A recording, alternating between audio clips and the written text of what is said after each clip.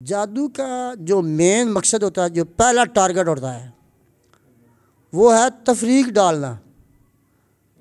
سحر تفریق اسے کہا جاتا ہے۔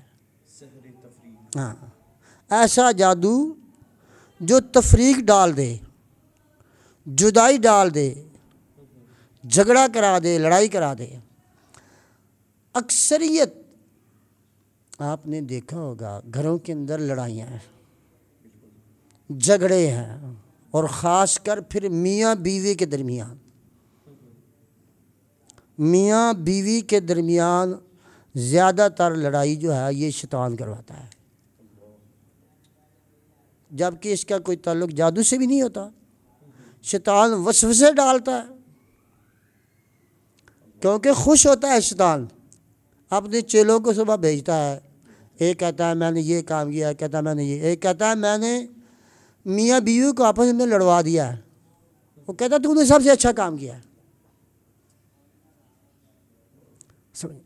تو اس کا جادو سے بھی اس کا کوئی تعلق نہیں ہوتا، لیکن جو حقیقی جادو ہوتا ہے سمجھ وہ اس قسم کا ہوتا ہے کہ مرد بیوی کے نزدیک بھی نہیں جاتا، اور حتیٰ کہ اس کو دیکھنا بھی پسند نہیں کرتا، اور بیوی جو ہے وہ اپنے مرد کو دیکھنا بھی پسند نہیں کرتی۔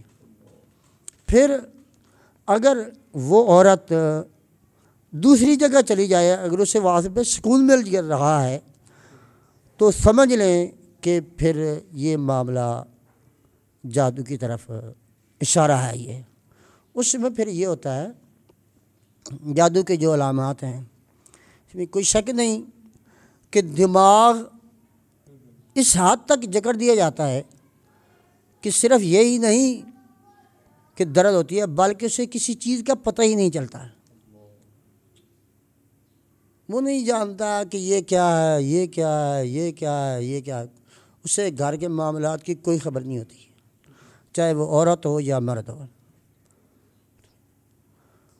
پھر یہ جادو جو ہے یہ سب سے پہلا سمجھنا تفریق ڈالنا ہوتا ہے اس میں۔ پھر جن خاندانوں کے اندر، جن میاں بیوی کے اندر تفریق ہو، ہاں وہ چیک کرائیں، وہ اپنے آپ کو دکھائیں کیا واقعہ ہی ان کے اندر جادو ہے، یا پھر شیطانی اثرات کی وجہ سے وہ آپس میں لڑے ہوئے ہیں۔